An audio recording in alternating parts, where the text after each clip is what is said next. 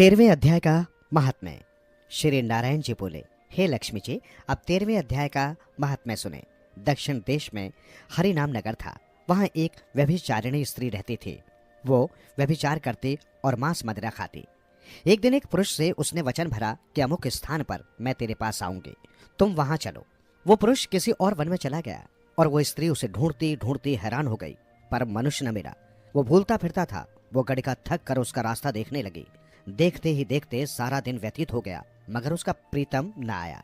सांझ होने लगी तो वो गड़िका प्रीतम का नाम ले लेकर पुकारने लगी। तभी भटकता भटकता उसका प्रेमी वहां आ पहुंचा। दोनों बड़े प्रसन्न होकर बैठे। इतने में एक शेर आया। गड़िका भयभीत हो उठी। उसे देखकर शेर बोला, अरे गड़िका, मैं तुझे खाऊंगा। वो बोली, तू पहले अपने जन्म की बात कह।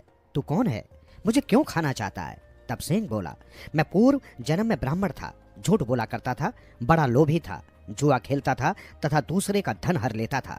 एक दिन प्रभात के समय घर से उठकर चला तो मार्ग में गिर पड़ा और गिरते ही देह छूट गई। यमों ने पकड़ लिया और धर्मराज के पास ले गए।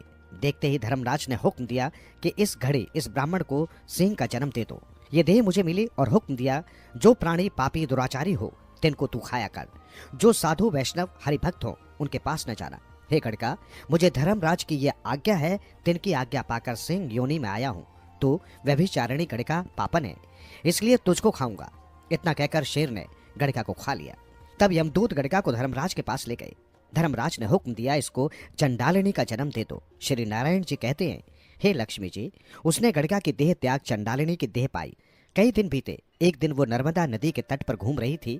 वहां क्या देखा कि एक साधु गीता के 13वें अध्याय का पाठ कर रहा था। उसने सुन लिया। जब अध्याय पढ़ के भोग पाया तब चंडालिनी के प्राण छूट गए और उसने देवदेही पाई। आकाश से विमान आए, तिन पर बैठ के वो बैकुंठ को चल दी। साधु ने पूछा, अरे तूने कौन पुण्य किया जिसके करने से बैकुंठ को चली है? चंडालिनी ने कहा, हे संत जी, इस पाठ को श्रवण कर मैं देवलोक को चली हूँ। तब पार्षद को कहो, कोई ऐसा काम करो कि जिस सिंह ने मुझे पूर्व गड़िका के जन्म में खाया था उसको भी साथ ले चलो।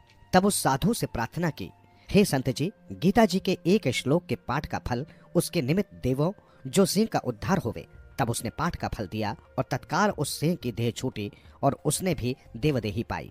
दोनों विमान पर बैठकर वैकुंठवासी हुए, परम धाम को प्राप्त हुए। तब श्री नारायण जी ने कहा, हे लक्ष्मी जी, ये 13वें अध्याय का महात्म्य है। प्रीति साथ पढ़ने की बात का कुछ फल कहा नहीं जाता। अनजाने से भी पढ़े तो भी मेरे परम धाम को प्राप्त होता है।